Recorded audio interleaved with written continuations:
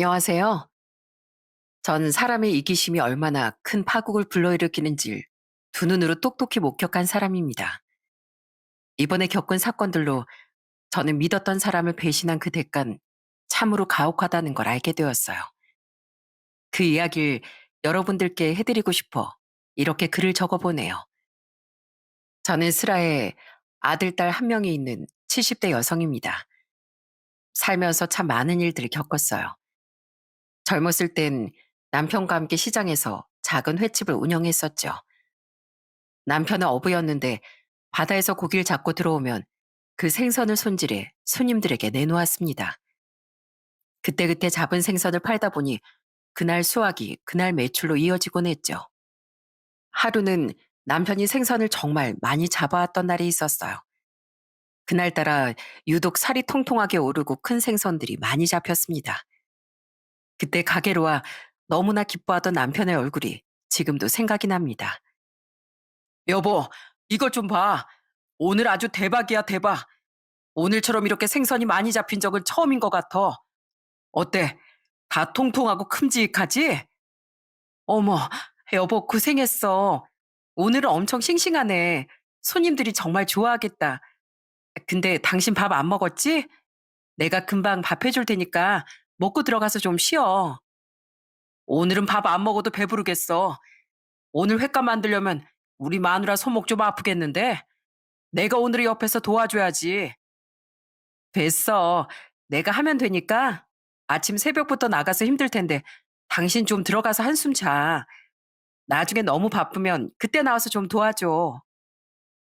남편과 전 서로를 의지하면서 열심히 횟집을 운영했습니다. 장사가 잘 되는 날도 있었고 잘 되지 않는 날도 있었지만 그래도 포기하지 않고 운영했죠. 단골도 생겨나고 매출도 점점 늘어나면서 저희도 어느 정도 안정을 찾을 수 있었어요. 식당을 하면서 고되고 힘든 날도 많았지만 전 가족들만 생각하며 버텼죠. 남편도 부지런하게 일을 했고 늘 가정에 충실한 사람이었습니다. 저희 부부가 열심히 가정을 위해 노력하니 자식들도 그 모습을 보면서 노력을 많이 하더라고요. 특히나 아들은 초등학교에서도 반장을 꾸준히 했었고 중학교에 들어가선 학생회장을 하기도 했어요. 학생회장에 당선되던 날 아들이 정말 기뻐하며 가게로 찾아왔었죠. 엄마, 나 학생회장 됐어. 투표차도 어마어마하게 벌어졌대. 어머, 정말이니? 아이고, 우리 경식이 장하다, 장해. 초등학교 때도 내내 반장만 하더니 이젠 학생회장까지 하는 거야? 우리 경식이 덕분에 이 엄마가 마음이 너무 든든하다. 엄마, 이제 걱정하지 마. 내가 앞으로 공부도 열심히 해가지고 고등학교 때도 잘하고 대학교도 좋은 곳으로 갈게. 학생회장 됐으니까 말썽 안 부리고 엄마 아빠 말 더 잘 들을게. 그래, 그래. 우리 아들 정말 장하다, 장해. 아빠가 들으시면 너무 좋아하시겠어. 엄마가 우리 경식이 덕분에 웃는다, 웃어. 오늘은 엄마 일 많이 해도 하나도 안 힘들겠네. 아들은 정말 효자였어요. 특별하게 말썽을 부린 일도 없었고, 늘 공부도 열심히 하고 엇나가지 않았죠. 어린 동생도 살뜰하게 챙기고, 일이 늦게 끝나는 저와 남편을 대신해 동생을 돌보기도 했습니다. 아들과 함께 친하게 지내던 친구가 있었는데, 그 친구와 함께 집에서 모여 다 같이 공부를 할 때도 있었죠. 그 친구와의 인연은 아주 오랫동안 이어졌습니다. 그땐 이렇게 긴 세월 인연을 이어갈 거란 생각도 못 했어요. 가게를 마감하고 집에 가서 늘 간식을 챙겨주면 아들의 친구는 살갑게 고마움을 전하기도 했죠. 어머님, 감사합니다. 어머님 덕분에 제가 집중력이 쑥쑥 올라요. 제가 다른 데 가선 집중이 안 되는데 경식이네 오면 집중이 잘 된다니까요. 봉주 이 녀석, 내가 네 넉살에 웃는다 웃어. 아줌마가 맨날 이렇게 간식 챙겨주니까 나중에 훌륭한 사람 되면 이 아줌마한테도 보답해야 한다. 아유, 그럼요. 제가 이 은혜 잊지 않겠습니다. 저 경식이 제일 친한 친구잖아요. 제가 어머님 살뜰하게 모시겠습니다. 그래, 공부 열심히 하고 꼭 훌륭한 사람 돼야 돼. 약속하는 거야. 아들은 친한 친구와 매일같이 집에서 공부를 했어요. 그 덕에 아들은 좋은 대학에 진학을 할 수 있었죠. 대학에 가서도 아들은 항상 살뜰하게 저희 부부를 챙겼습니다. 대학 때문에 타지에 나가서 살았던 아들이 종종 집에 올 때면 무슨 일이 있어도 다 같이 모여 행복하게 저녁 식사를 하곤 했죠. 와, 이게 다 뭐야? 엄마, 언제 이런 걸 다 만들었어요? 그냥 매운탕 하나만 끓여도 된다니까. 야, 경식아, 엄마가 오늘 하루 종일 너 온다고 얼마나 고생하면서 음식했는 줄 아니? 진짜 열심히 만들었어. 맨날 해산물만 먹인다고 고기까지 사왔잖냐. 엄마, 고마워요. 경은이 넌 공부 잘하고 있지? 오빠 없다고 막 놀러 다니고 그러는 거 아니지? 오빠가 맨날 물어볼 거야. 아이, 오빤 내가 무슨 맨날 놀러만 다니는 줄 알아. 내가 알아서 잘할 테니까 걱정하지 마셔. 오빠나 거기 가서 열심히 해. 그때는 그날도 평범한 날 중 하나였지만 지금 생각해보면 그때가 정말 소소하게 행복을 많이 느꼈던 것 같아요. 그렇게 시간이 흘러 아들은 대학을 졸업했고 세무사 시험을 보게 되었습니다. 공부를 잘했던 아들이지만 워낙 어려운 시험이라 걱정이 많았죠. 처음 시험에 응시했을 땐 합격을 하지 못했어요. 저희는 아들이 좌절할까 걱정이 많았는데 저희 걱정과는 다르게 아들은 열심히 또 공부를 하더라고요.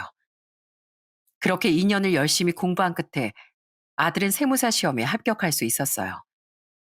그 소식을 듣고서 저와 남편이 부둥켜 안고 행복의 눈물을 흘렸던 기억이 나네요. 여보, 들었어?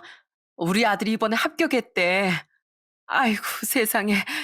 그 어려운 시험 얼마나 고생하면서 준비했는데 합격했다고 하니까 눈물이 다 나네. 당신도 그랬어? 나도 우리 아들이 전화 와서 합격했다고 하는데 내가 다 눈물이 나더라. 그동안 밖에도 안 나가고 매일 공부하면서 고생했잖아. 당신도 그동안 마음고생 많았어. 내가 뭘. 우리 경식이가 고생했지. 아휴, 이제 걱정 끝이네, 끝. 우리 경은이만 앞으로 잘 풀리면 우린 자식 다 키운 거야. 그치, 여보? 아들은 세무사 시험에 합격을 하고서 1년의 연수 기간을 보내게 됐어요.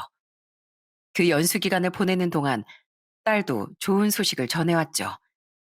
바로 딸 역시 자신이 원하는 회사에 취업하게 된 것이었습니다. 그렇게 자식들이 다 잘 풀리면서 저와 남편은 앞으로 좋은 일들만 있을 거라 생각을 했어요.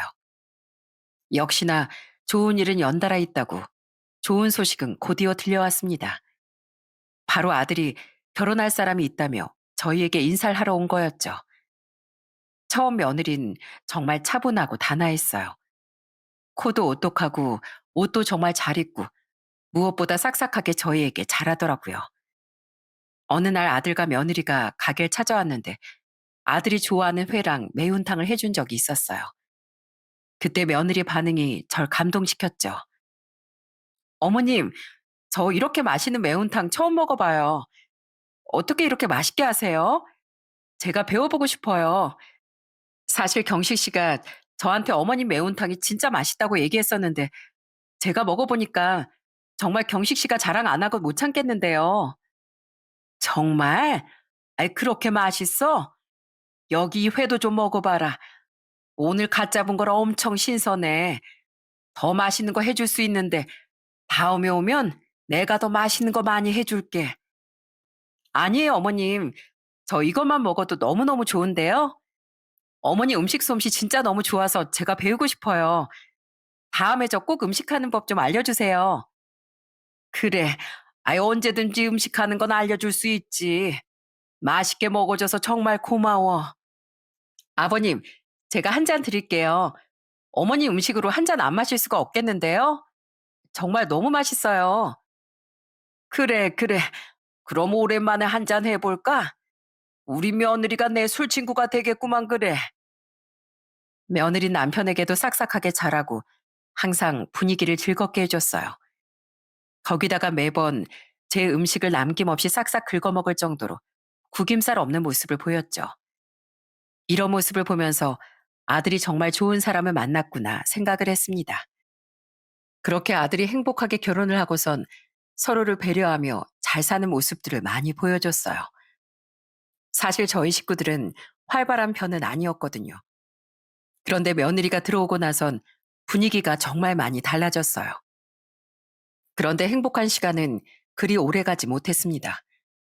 아들이 결혼하고 1년 정도 되었을 무렵 남편이 갑작스럽게 뇌출혈로 쓰러지게 된 것이었죠. 쓰러진 남편을 같이 일하던 동료가 발견을 하고 바로 응급실로 실려갔지만 남편은 결국 눈을 뜨지 못했습니다. 어떻게 남편을 보냈는지 장례식 내내 전 오열을 하다 쓰러지길 반복했어요. 저뿐만 아니라 온 가족이 큰 슬픔에 빠졌죠. 아이고, 여보, 이렇게 가면 어떡해. 우리 손주들 태어나는 것도 보고 가고, 우리 딸 결혼하는 것도 다 보고 가야지. 이렇게 급하게 가버리면 나보고 어떻게 하라고. 엄마, 아버지 불쌍해서 어떡해. 평생 일만 하시다 이렇게 가시다니. 우리 아버지 불쌍해서 어떻게 하냐고. 아휴, 경식아, 어쩌면 좋니. 며칠 전에도 네 아빠랑 여행 가자고 그렇게 얘기를 했는데 이렇게 가버리면 어떻게 하니. 눈물로 남편을 보내고 나서 저는 모든 삶의 의욕을 잃어버리고 말았습니다. 남편의 빈자리는 생각보다 너무도 컸어요. 아침이면 출항을 나갔다가 돌아와 가게 문을 열고 많이 잡았다며 기뻐해야 하는 남편인데 그 모습을 영영 볼 수 없다고 생각하니 전 정신을 차릴 수가 없었습니다. 결국 전 가게 문도 닫고 식음을 전폐하고 매일매일 누워만 있었죠. 그때 절 많이 챙겨줬던 건 바로 아들과 며느리였어요. 멀리 살고 있어 자주 오지 못했지만 매일 밤낮으로 저에게 전화를 해왔습니다. 매일매일 밥은 먹었는지 별일은 없는지 아들과 며느린 돌아가면서 절 챙겼죠. 남편과 이별은 저에게 생각보다 큰 충격이었던 것 같아요. 그땐 아무것도 하기 싫고 멍하니 시간만 보낼 때가 많았거든요. 그러다 어느 날 아들 내외가 집으로 찾아와 한 가지 제안을 하더라고요. 엄마, 이러지 말고 저희랑 같이 살아요. 이 사람 임신 초기래요. 이제 엄마 할머니 될 건데 힘내셔야죠. 이번에 전세 만기되니까 이사 가면서 저희랑 같이 살아요. 뭐? 아이고, 우리 며느리가 임신했다고? 아유, 축하한다. 내가 이러니까 니들이 얘기를 못했구나. 이 엄만 걱정하지 말어. 요즘 세상에 시어머니랑 같이 사는 며느리가 어디 있다고. 됐어. 엄마, 여기서 잘 지낼 수 있으니까 걱정하지 마. 아니에요. 저희 엄마 걱정돼서 안 되겠어요. 그러지 마시고 여기 정리하고 좀 더 큰 집으로 이사 가서 같이 살아요. 엄마 혼자 계시는 것도 너무 걱정돼서 안 되겠어요. 맞아요, 어머님. 저희랑 같이 살아요. 어머님 이렇게 혼자서 지내시면 밥도 잘 안 챙겨 드시고 힘드시잖아요. 저희가 잘할게요. 사실 처음엔 아들 내외 제안을 받아들이지 않았어요. 합가라는 게 쉬운 일도 아니고 거기다 지역을 옮겨야 하니 고민이 많았죠. 그렇지만 남편 없는 집에서 혼자 지내는 건 너무 싫었습니다. 그래서 아들 내외 제안을 전 받아들일 수밖에 없었어요. 저는 남편 낚시배와 보험금 그리고 집과 식당을 다 처분하고 합가를 하기로 다짐했습니다. 합가를 마음먹고 난 후엔 제가 꼭 하고 싶었던 일이 있었어요. 아들 내외를 불러 제 계획을 얘기하게 되었죠. 얘들아, 이거 아버지 낚시배랑 보험금 그리고 집이랑 가게 처분한 돈이야. 많은 돈은 아니지만 니들 식구 하는데 보태 쓰라고 주는 거야. 합가 결정하는 거 쉽지 않았을 텐데 고맙다 며느라. 엄마, 3억이나? 아, 이건 엄마 노후 자금으로 써야지. 우린 어차피 전세금도 있고 대출도 받아서 가면 되니까 걱정하지 마세요. 아니다. 나까지 식구가 느는데 좁은 집에서 살 수는 없지 않니? 넓은 집으로 구하는 게 좋을 것 같구나. 엄마, 지금은 제가 일 시작한 지 얼마 안 돼서 이거 당장 드릴 수 없지만 제가 꼭 나중에 갚을게요. 열심히 일하고 돈 벌어서 엄마 돈 꼭 갚을게요. 이거 한 번에 갚으라는 거 아니야. 그러니까 천천히 나중에 갚아도 돼. 아니에요, 어머님. 이거 3억 저도 열심히 모아서 갚을게요. 어머님 노후 자금인데 저희가 쓸 수는 없죠. 꼭 갚을 테니까 이자도 더해서 받으세요. 아이고, 알았다, 알았어. 그럼 나중에 줘. 나중에 그럼 이자까지 더해가지고 받을란다. 알았지? 그렇게 저는 가지고 있던 재산에서 3억을 아들에게 주게 되었습니다. 아들은 직업이 세무사였기 때문에 돈을 받으면서 차용증도 작성을 하게 됐어요. 아들 내외는 저와 함께 살 집을 열심히 알아봤고 36평짜리 좋은 집으로 이사를 가게 됐습니다. 처음 이사를 가던 날 저와 아들 내외는 두 손을 꼭 잡고 앞으로의 행복을 기원했습니다. 그렇게 합가하고 나니 처음엔 너무나도 행복했어요. 아들 내외와 매일같이 함께 밥을 먹고 시간을 보내니 하루하루가 행복하더라고요. 남편이 떠나고 나서 밥도 제대로 먹지 못할 정도로 슬펐었는데 언제 그랬는지 모를 정도로 금방 기운을 되찾을 수 있었습니다.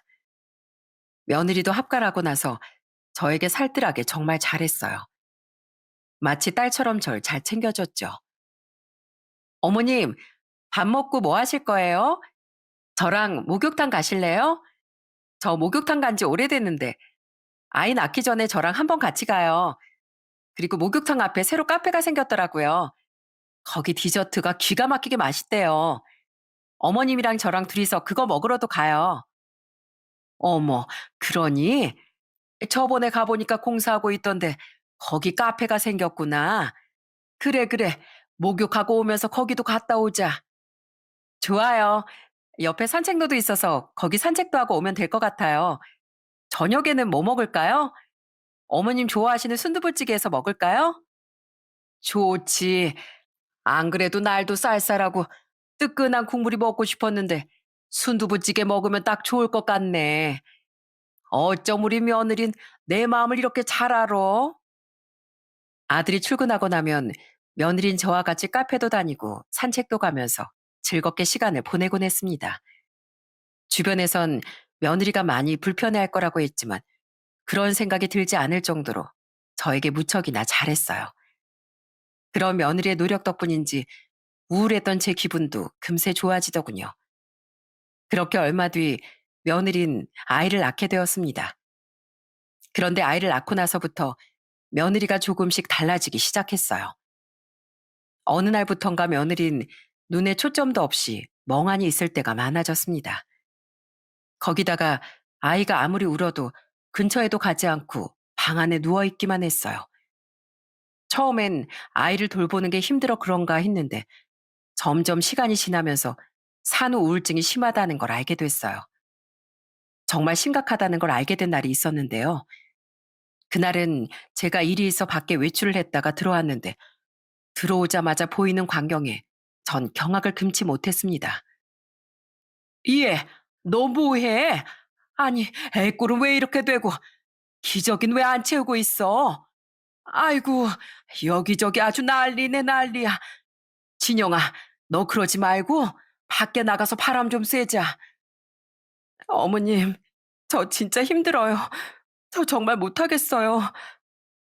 하루 종일 애우는 소리 귀 떨어져 나갈 것 같고 머리에 환청처럼 들려서 미쳐버릴 것 같아요. 아이고, 진영아, 괜찮어. 그럴 수 있어. 그런데 이거 치료받아야 돼. 너 그러다가 큰일 나. 이것 봐. 애 기저귀도 채우지도 않고 지금 이 난리가 난 거.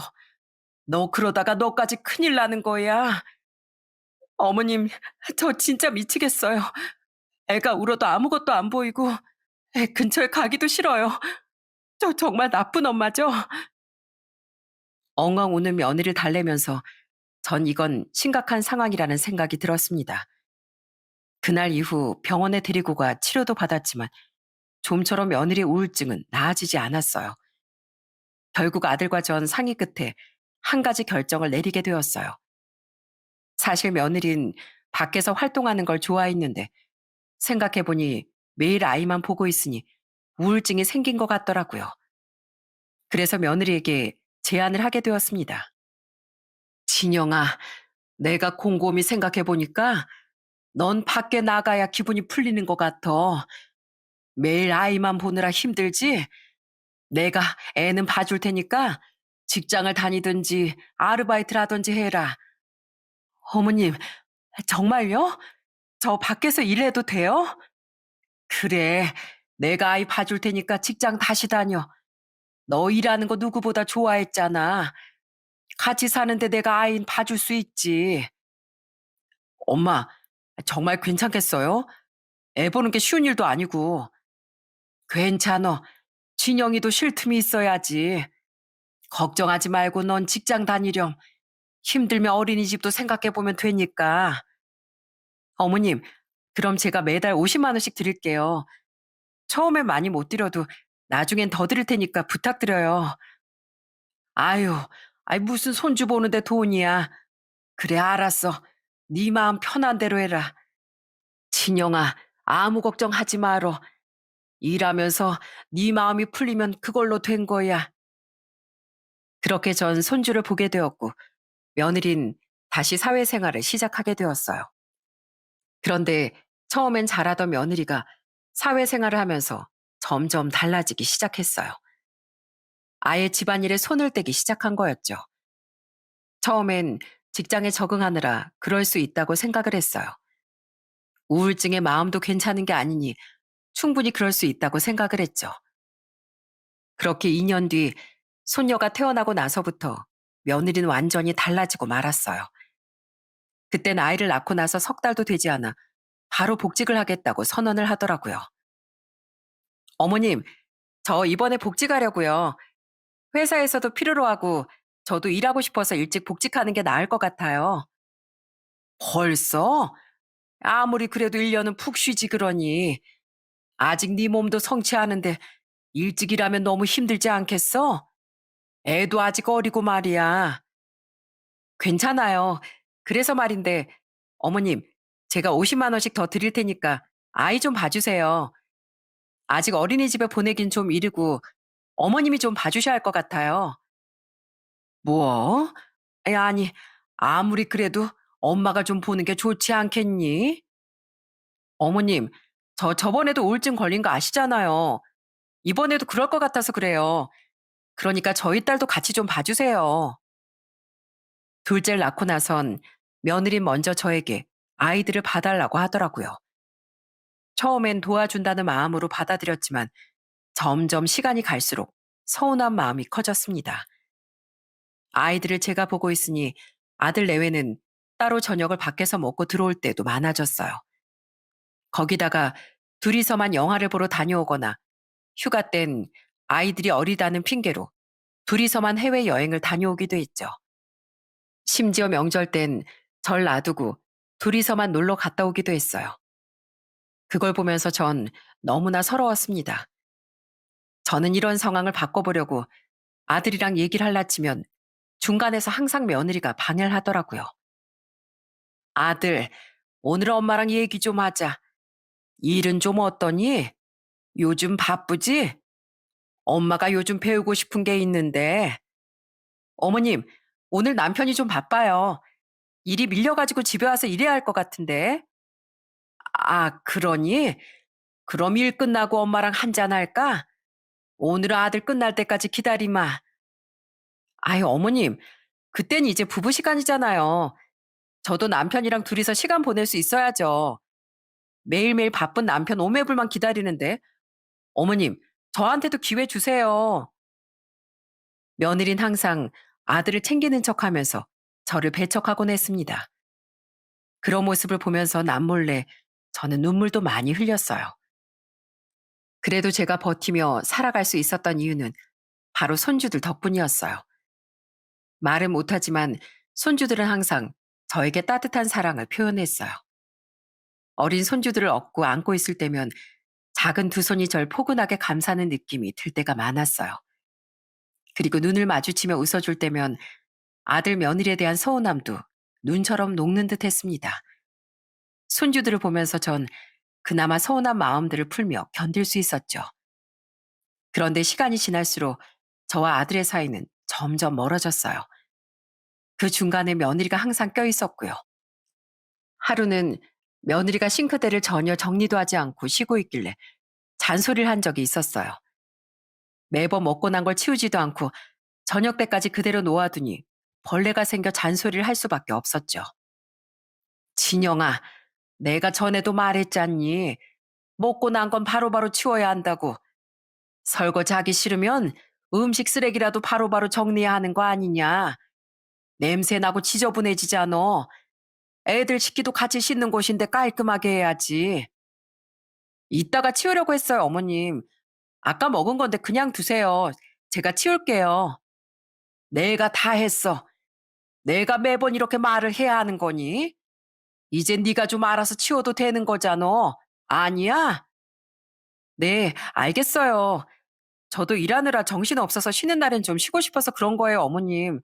잘 치울게요. 제 앞에선 아무런 말도 하지 않았던 며느리의 실체를 알게 된 건 얼마 지나지 않아서였습니다. 하루는 제가 몸이 안 좋아 일찍 잠에 들었던 날이 있었어요.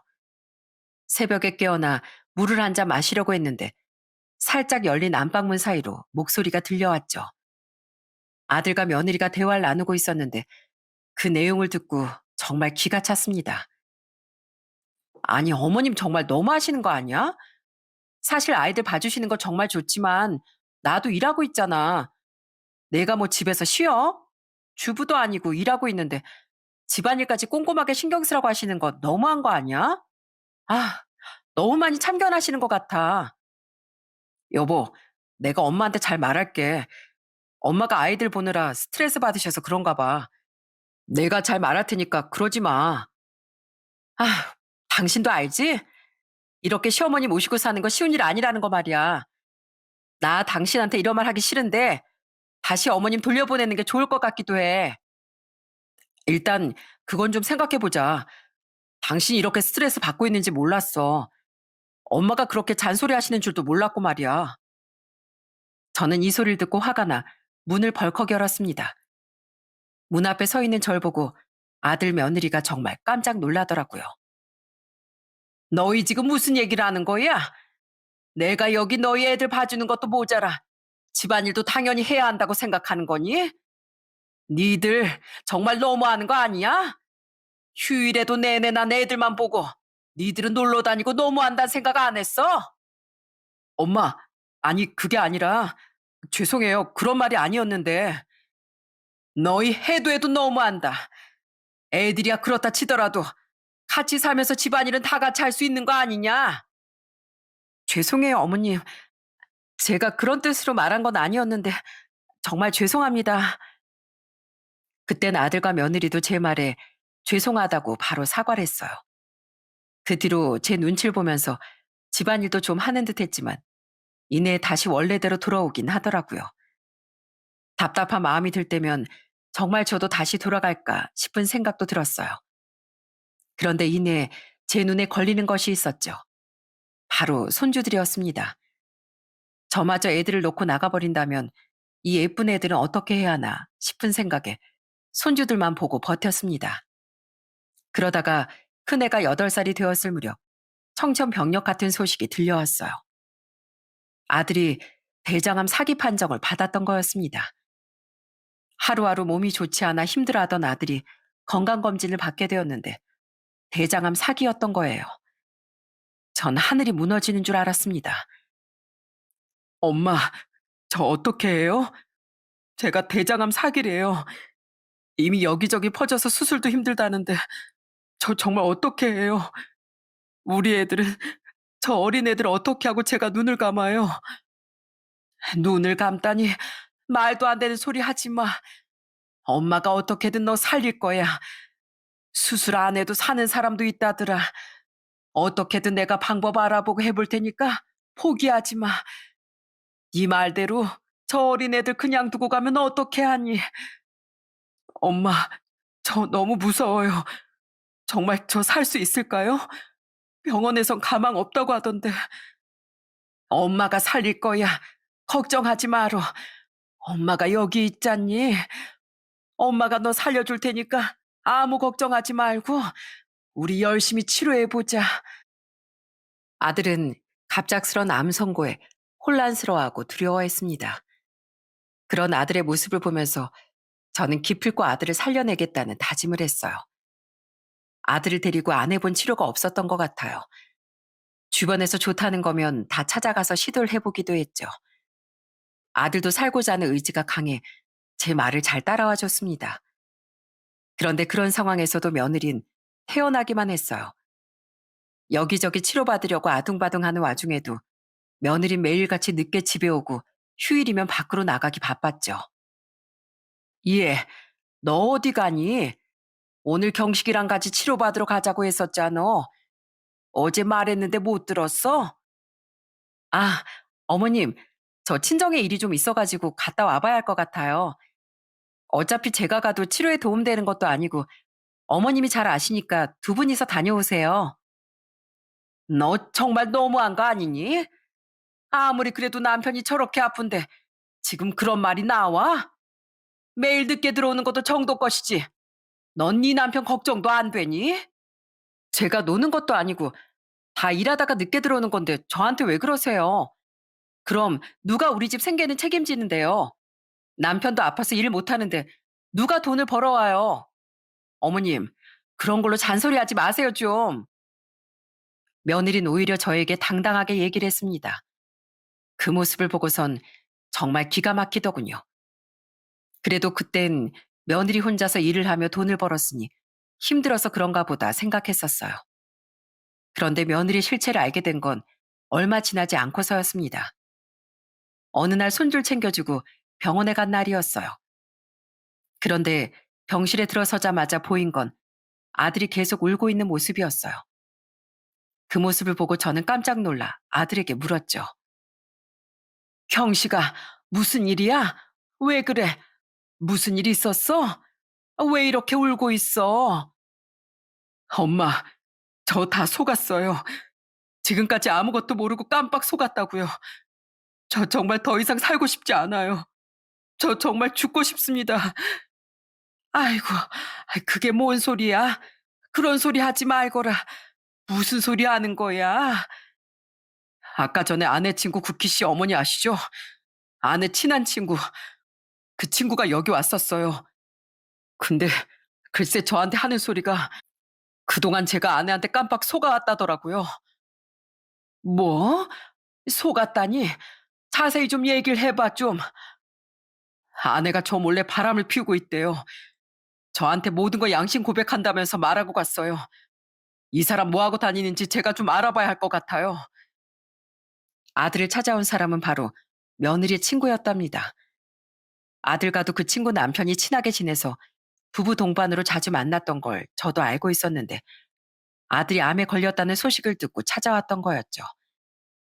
그 친구 남편이 사업에 실패를 해서 혼자서 나쁜 생각을 하고 세상을 떠났었는데 그때 그 친구 혼자 자식 3명을 어렵게 키웠다고 하더라고요.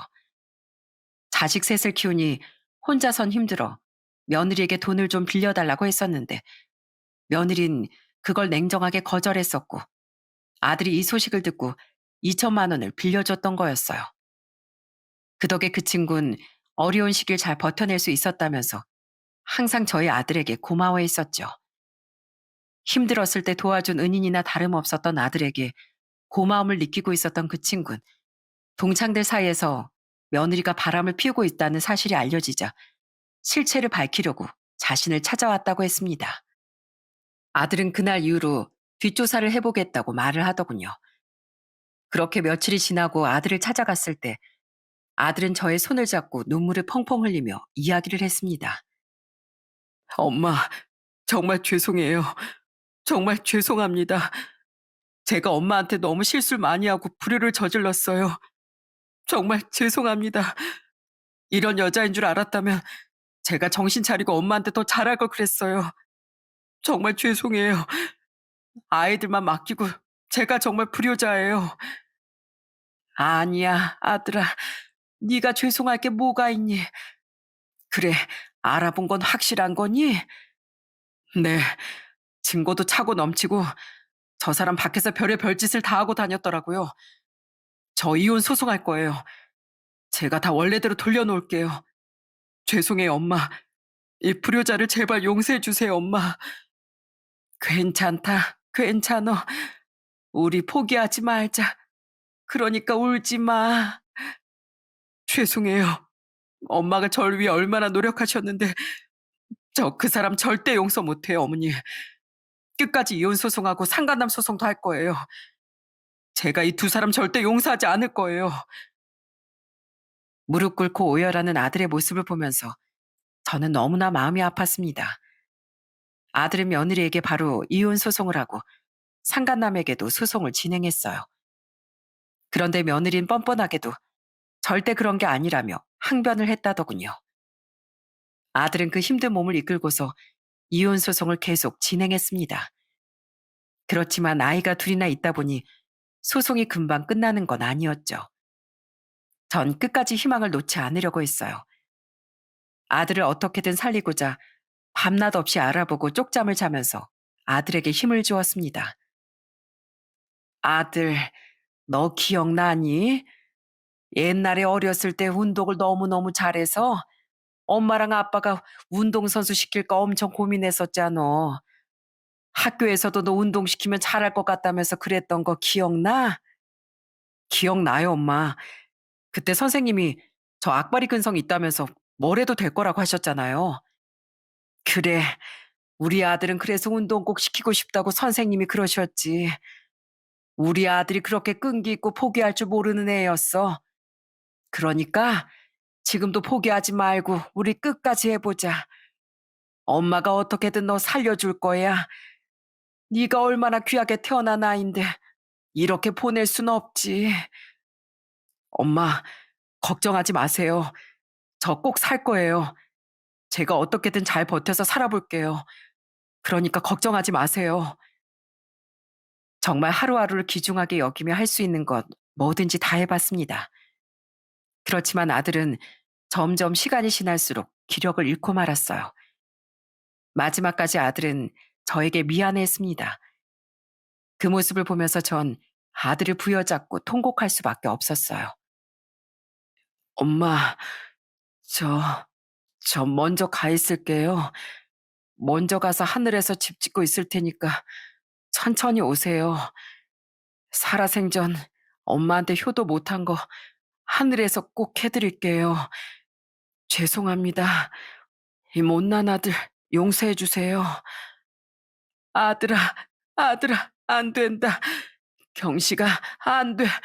하루만, 하루만 좀 더 있다가 가렴. 엄마랑 딱 하루만 더 있자.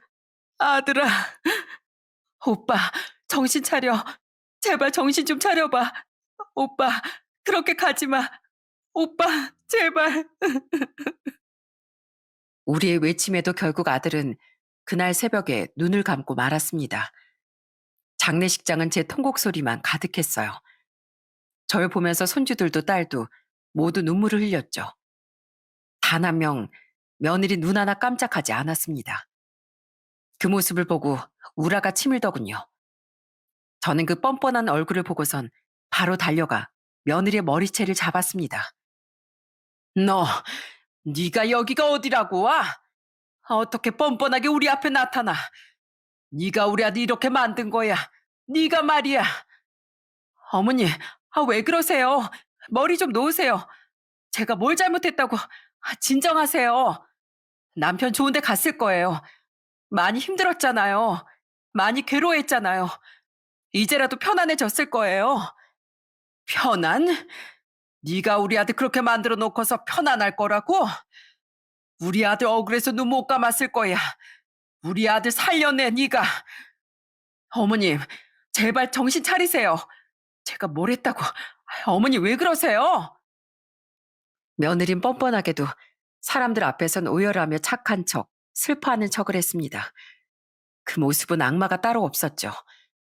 무슨 정신으로 장례를 치렀는지 생각도 나지 않을 정도로 슬픔 속에 장례식을 치른 뒤 전 집으로 향했습니다. 그런데 집에 도착하니 며느린 저에게 황당한 얘기를 꺼내더군요. 어머님, 이제 집에서 나가주세요. 솔직히 저 이혼한 것도 아니고 사별한 거잖아요. 어차피 어머님도 제 얼굴 보기 싫으시잖아요. 저도 어머님 얼굴 보기 싫거든요. 서로 보기 싫은데 한 집에 있을 필요가 뭐가 있겠어요? 그러니까 당장 나가주세요. 엄마, 왜 그래? 할머니한테 왜 그렇게 말해? 엄마 하지 마. 왜 할머니한테 그래? 아휴, 너네 조용하지 못해? 그럼 너희 엄마야, 할머니야? 어? 엄마야, 할머니야? 얼른 선택해. 우린 할머니야. 엄마 왜 그렇게 말하는 거야? 왜 할머니한테 나가라고 해? 아주 이것들이 정말. 그래. 그럼 너희도 나가. 할머니랑 나가서 살아. 참 하여간에 저 오늘 약속 있으니까 오늘 내로 짐 싸서 나가주세요. 아셨죠? 네가 네가 사람이야? 넌 짐승도 아니야. 어떻게 나한테 이럴 수가 있어? 알겠어요. 저 짐승도 아니고 사람이라고 생각도 하지 마세요. 어머, 어차피 전 상관없으니까요. 오늘까지 짐 빼주세요. 아시겠어요? 아이들이 놀라오는 와중에도 며느리는 한 번 눈길도 주지 않고 약속이 있다며 횡하니 나가버렸습니다. 전 놀란 아이들을 달래며 속으로 분노를 삭히고 있었어요. 저 나쁜 며느리에게 절대로 아들이 남긴 우리 애들을 보낼 수 없다고 생각을 했죠. 그때 저에게 한 통의 전화가 왔어요. 그건 바로 아들의 오랜 친구였습니다. 그 전화로 전 이 상황을 뒤바꿀 수 있었죠. 어머님, 저 동주예요. 어머님 식사는 좀 하셨어요? 저 드릴 말씀이 있어서 연락드렸어요. 혹시 집에 계시나요? 지금 며느리랑 같이 집에 계세요? 같이 없으면 제가 집에 좀 가려고요. 그래, 나 집에 왔어. 며느리 나갔고. 그런데 무슨 일이니? 어머님, 일단 제가 집으로 갈게요. 집에 가서 제가 말씀드릴 테니까 집에 계세요. 아들의 친구는 급하게 제게 할 말이 있다며 집으로 찾아왔더라고요. 집으로 온 아들 친구는 저에게 아들이 전해주는 거라며 영상 하나를 틀어줬습니다. 전 그 영상을 보고서 통곡을 할 수밖에 없었어요. 아들은 자신의 친구에게 세상을 떠나기 전 영상을 촬영해 보냈던 거였습니다. 그 영상 속에서 자신의 재산을 어떻게 정리할 것인지, 소송은 어떻게 할 것인지도 아들은 모두 다 준비를 해 말을 남겼더라고요. 아들의 친구가 하는 말은 더욱 놀라웠습니다. 경식이가 꼭 어머니께 전해달라고 한 게 이거예요, 어머니. 우리 경식이 정말 좋은 데 갔을 거예요. 지금까지 누구보다 성실하고 착하게 살았었잖아요. 아시죠? 어머님, 경식이가 남긴 게 있어요. 어머님한테 3억 빌렸을 때 그거 차용증 가지고 계시죠? 거기다가 법정이자 갚는다고 썼잖아요. 또 어머님이 아이들 대신 봐주신 거 3년만 받으시고 그 다음엔 못 받으셨잖아요. 그거 다 해서 5억을 남겼어요. 뭐? 아이, 그게 무슨 소리야? 우리 아들이 그걸 남겼다고? 도대체 어떻게 그 돈을 나한테 줘? 네, 제가 서류 보여드릴 테니까 한번 확인해 보세요. 경식이가 본인이 가지고 있던 돈이랑 집 담보로 대출도 받고 해서 5억을 송금했을 겁니다. 이거 소문나면 그 여자가 또 손쓸까 봐서 제가 장례식장에서 말씀을 못 드렸어요. 경식이 저한테 제일 친한 친구인 거 아시죠? 저한테 부탁했어요, 어머님. 꼭 힘내세요. 아들은 눈을 감기 전 저에게 큰 돈을 보냈던 거였습니다. 아들의 집은 살 때보다 시세가 절반 정도 많이 올랐던 상황이었고, 아들의 명의로 되어 있었기 때문에 충분히 담보대출을 받을 수 있었고, 그렇게 마련한 돈으로 저에게 모든 걸 남겼던 것이었습니다. 저는 요즘 젊은 사람들처럼 알람 신청을 안 했기 때문에 돈이 들어오고 나가는 걸 직접 통장 정리를 하지 않고서야 알 수 없었던 상황이었어요. 그걸 알고 있었던 아들은 끝까지 절 위해서 모든 걸 다 준비하고 떠났던 거죠. 거기다가 차용증까지 서서 서류로 다 작성이 되어 있으니 아무리 며느리가 법적으로 소송을 하더라도 뺏을 수 없었던 돈이 될 수 있었던 겁니다. 며느리가 나중에 알고 나서 그걸 어떻게든 받으려고 소송을 했지만 역시나 며느리의 소송은 패소하고 말았어요. 그렇게 아무것도 갖지 못했던 며느리는 저에게 손주들도 떠맡기듯 맡겼습니다. 뭐 그 돈 가지고 가셨으니까 애들은 어머님이 키우실 수 있겠네요. 저희 애들 어머님이 키우세요, 그럼. 돈도 다 가지고 가셨으면서 그 정도는 하실 수 있으시죠? 네가 사람이니? 어떻게 자식을 버려? 그래, 내가 너한테 돈 한 푼 안 받으마. 그 대신 나한테 각서는 써야지. 애들 보러 오지도 않고 찾으러 오지도 않겠다고. 평생 애들 만나러 올 일 없다고 각서 써. 애들에 대한 모든 권한 나한테 다 위임한다고 각서 쓰고 가라고. 그래요. 뭐 얼마든지 제가 써드릴게요. 혼자 열심히 한번 키워보세요. 넌 정말 천벌 받을 거야. 하늘이 노하고 땅이 노할 거야. 며느린 제 외침에도 콧방귀를 끼며 그대로 집을 나가버렸습니다. 그 후로도 단 한 번 연락도 오지 않았어요. 손주들도 엄마를 한 번도 찾지 않았죠. 손주들은 정말 착했습니다. 항상 절 생각하면서 착하게 잘 커졌어요. 할머니, 어깨 아프시죠? 제가 주물러 드릴게요. 여기 앉아보세요. 아이고, 우리 시원이 손이 아주 시원하네. 할머니가 어깨 아픈 게 싹 사라졌어. 고마워. 할머니, 건강하셔야 돼요. 나중에 제가 꼭 호강시켜 드릴게요. 할머니 꼭 모시고 살 거예요. 그러니까 아프지 마시고 건강하세요. 그래, 우리 손주들 위해서라도 이 할머니가 건강해져야지. 아유, 내 강아지들. 할머니가 우리 강아지들 덕분에 사는 거야. 손주들을 볼 때마다 제가 얼마나 눈물이 많이 나는지 모릅니다. 누구보다 절 생각하는 손주들을 전 열심히 키우면서 그렇게 행복하게 잘 지내고 있어요. 손주들이 있기에 저도 살아갈 희망이 생겼었죠. 며느리의 소식을 듣게 된 건 그로부터 5년이 지난 후였습니다. 어느 날 집으로 한 통의 전화가 오게 되었어요. 그 전화를 받고선 정말 기가 차고 말았습니다. 전화의 주인공은 바로 며느리였어요. 어머님, 저예요. 저희 애들 잘 지내고 있죠? 네가 왜 전화를 해? 내가 전화를 안 받으니까 이젠 모르는 전화로 이렇게 전화를 했나 보구나. 난 너랑 할 말 없으니까 끊어라. 어머니, 제발 한 번만 저희 애들 얼굴 좀 보여주세요. 저, 저 너무 후회돼요. 제가 왜 바람을 폈을까요?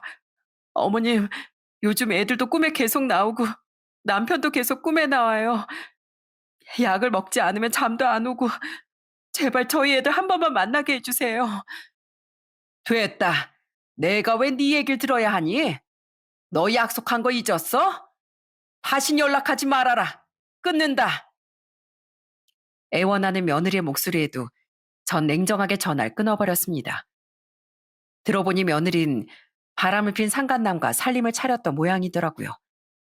그런데 그 상간남이 능력도 없고 깡패 같은 사람이었던 거죠.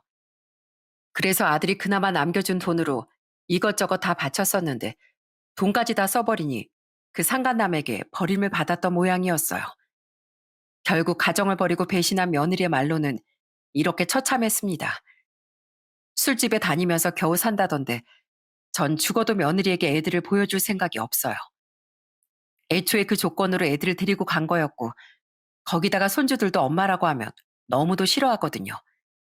더군다나 큰애는 초등학교 6학년의 사춘기인데 자기 엄마를 정말 싫어하고 있답니다. 이제야 정상적인 생활을 하고 있는데 엄마를 만남으로써 다시 애들이 힘들어하는 모습을 전 더 이상 보고 싶지 않아요. 하늘에 있는 아들과 누구보다 닮은 손주들을 돌보며 하루하루 행복하게 잘 살고 있답니다. 며느린 지금 어디서 뭘 하고 있는지 알 수 없어요. 다만 아이들이 과거의 진실을 모르는 채로 앞으로 상처받지 않고 행복하게 잘 자라기만을 빌고 있답니다. 저희 딸도 자주 찾아와 조카들을 봐주고 있고 손주들을 위해서 음식도 해주고 같이 놀아주기도 한답니다. 사이도 얼마나 좋은지 올 때마다 절 기쁘게 해주곤 해요. 항상 저와 손주들을 다 같이 챙겨주는 고마운 사이랍니다. 장모님, 다음 달엔 저희랑 휴가 가실 거죠? 우리 조카들이랑 다 같이 가면 재밌을 것 같은데 다음 달에 꼭 같이 여행 가세요. 아셨죠? 제가 미리 다 예약해 놓을게요. 그래, 엄마. 오랜만에 가족들 다 같이 나들이 한번 가야지. 애들도 얼마나 기대하는데 엄마가 빠지면 되겠어? 알았다, 알았어. 가자, 가. 내가 우리 딸이랑 사위 재촉을 이길 수가 없네. 이길 수가 없어. 살다 보니 참 생각지도 못한 일들이 생길 때가 많더라고요. 모두가 다짐한 대로 항상 흘러가는 건 아니지만 인생이 다 그런 것 같습니다. 물 흐르듯이 흘러가다 보면 언젠간 내가 원하는 길로 갈 때도 있겠죠. 여러분들의 인생도 아마 지금은 힘들어도 원하는 길로 가는 그 과정일 수도 있겠다 싶네요. 요즘 일이 풀리지 않아 힘들어 하시는 분들이 많더라고요. 조금만 더 힘을 내서 버티다 보면 언젠간 더 좋은 날이 올 거라고 생각합니다. 제 사연은 여기서 마치겠습니다. 여러분들 모두 파이팅 하시고 행복하세요.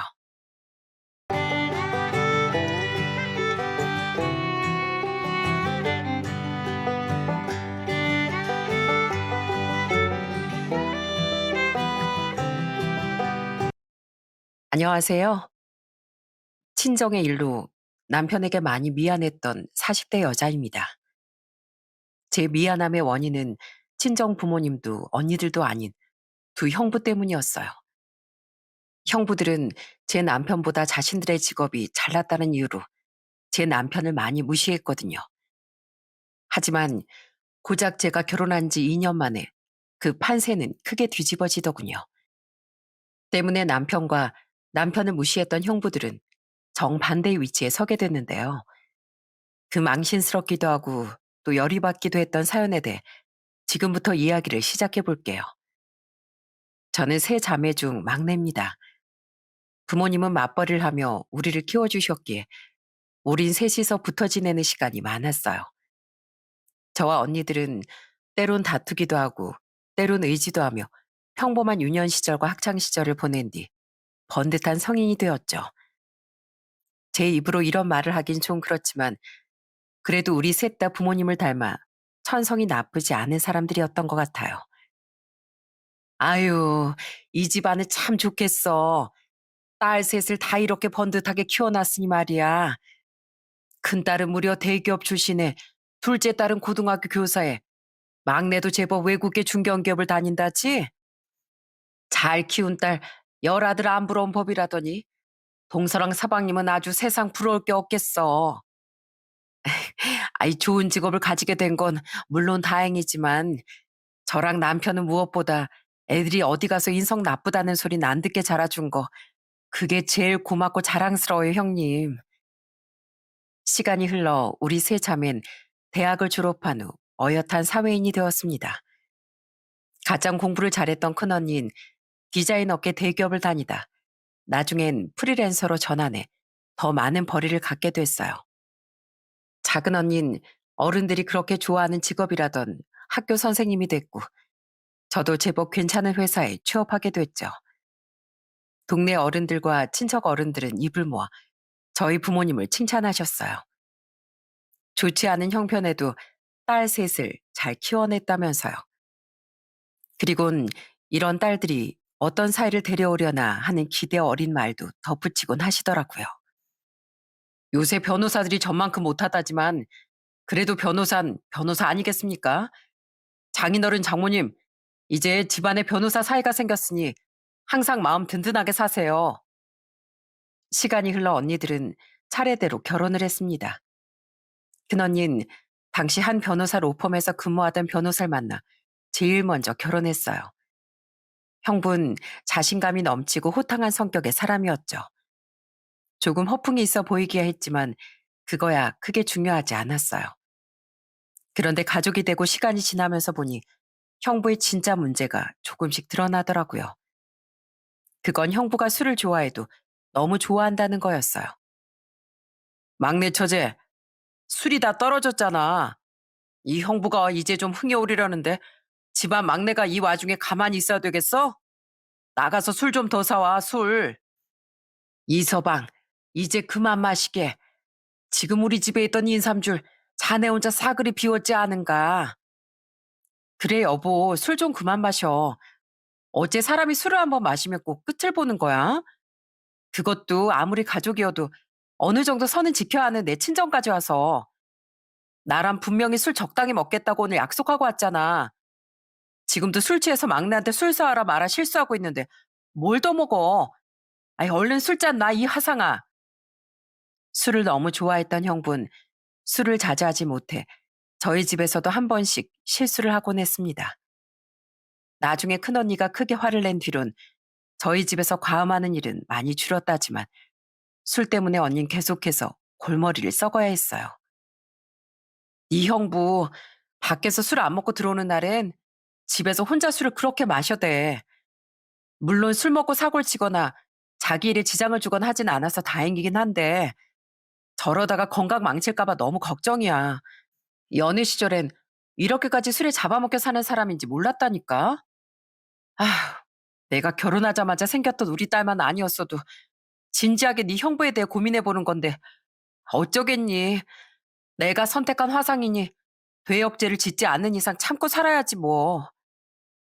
그런 큰 단점이 있긴 했지만 그래도 언니에게 사과도 잘하고 워낙 서글서글한 사람이었기에 참을성 많던 큰언닌 조카를 생각해서라도 결혼 생활을 무난히 이어갔습니다.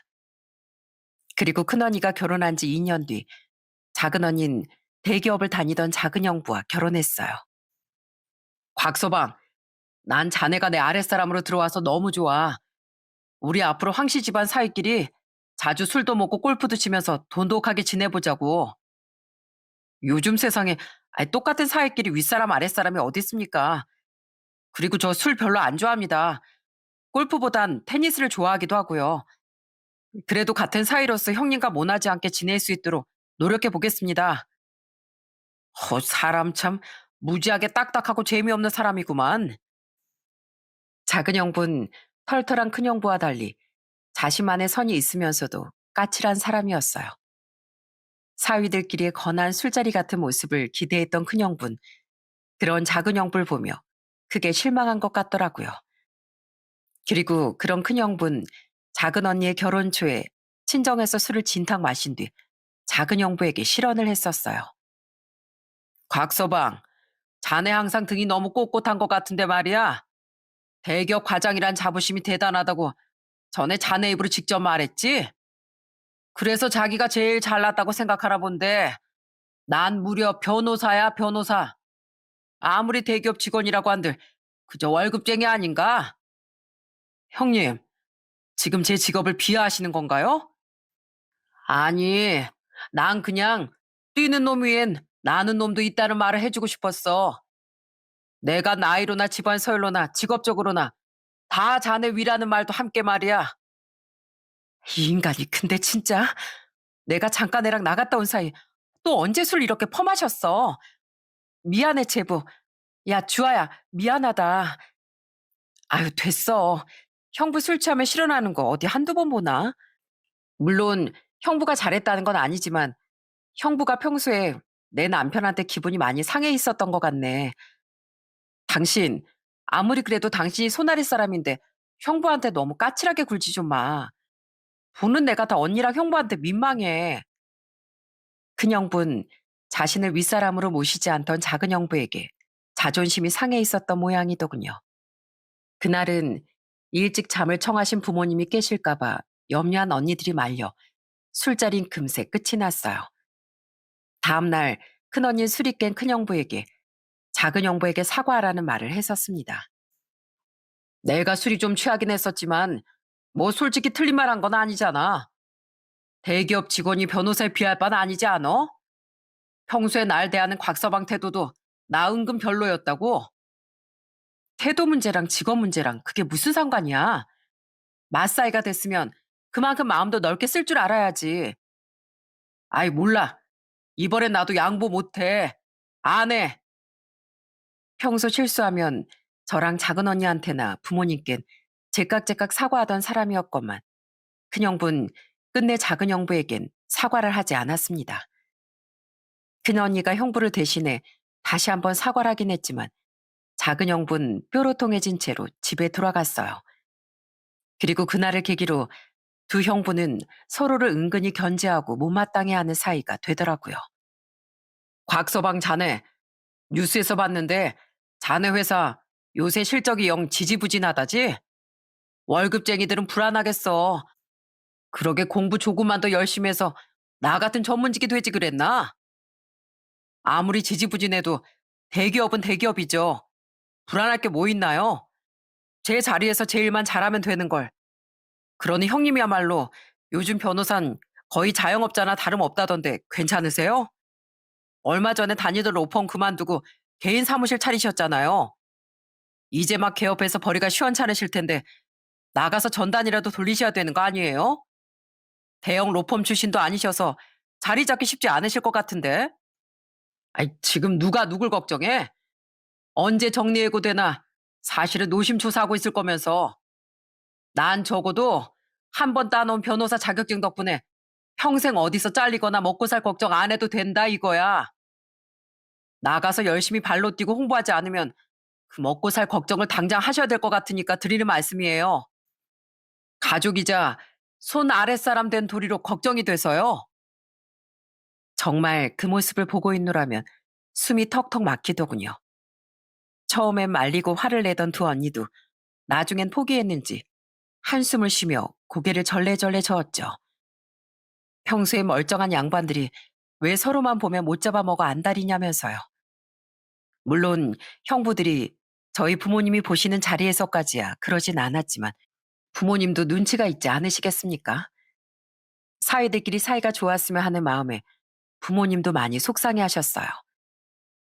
에휴, 좀 중심이 잡힐 수 있도록 막내 사이인 좀 순하고 점잖은 사람이 들어왔으면 좋겠구나. 연주 너 남자친구 없니? 너도 슬슬 결혼할 나이가 꽉 차지 않았어? 하는 은근한 말을 제게 하기도 하시면서요. 이후 오랫동안 솔로였던 전 드디어 짝을 만나 30대 후반에 결혼을 하게 됐습니다.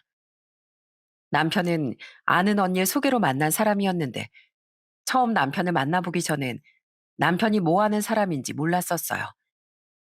언니가 사람은 정말 괜찮으니까 뭐 하는 사람인진 만나서 직접 들어보라고 했었거든요. 직업을 그렇게 신경 쓰는 편은 아니었지만 그런 말을 들으니 오히려 궁금하더라고요. 그래서 전 남편을 처음 만난 자리에서 조심스레 질문을 했어요. 저 하는 일이 어떻게 되시나요? 언니가 만나 뵙고 직접 들으라고 하더라고요. 아, 저는 구두방을 운영하고 있습니다. 아시죠? 구두를 수선도 해주고 닦아주기도 하는 곳이요. 아, 그때 들은 대답은 많이 의외였습니다. 그 젊은 나이에 직장을 다니거나 사업을 하는 것도 아닌 구두방을 운영한다는 것이요. 그리고 뒤이어진 남편의 진중한 대답에 전 남편이란 사람에게 오히려 호감을 갖게 됐어요. 놀라신 표정이네요. 여성분들이 선호하는 직업이 아닌 건 알지만 제게 남다른 의미가 있는 일입니다. 저희 어머니가 제가 2살 때 병으로 돌아가신 뒤에 아버진 혼자 구두방을 운영하면서 절 키워주셨어요. 그리고 아버지께서 제 나이 32살에 병으로 돌아가신 뒤엔 원래 회사를 다니던 제가 그 구두방을 물려받게 됐고요. 워낙 단골 손님도 많고 매출도 나쁘지 않아서 선택한 길이기도 했지만 무엇보다 제 유일한 가족이었던 아버지의 발자취를 잊고 싶지 않았거든요. 남의 눈을 의식하기보단 스스로의 소신을 따라 살던 모습, 떠난 아버지를 여태 그리워하고 존경한다던 그 사람의 모습이 참 멋있어 보이더군요.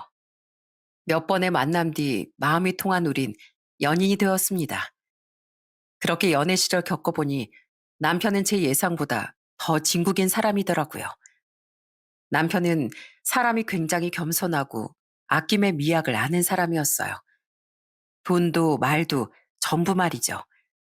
남편은 검소하면서도 불필요한 말은 잘 하지 않고 아끼던 진중하고 신중한 성격을 가지고 있더라고요.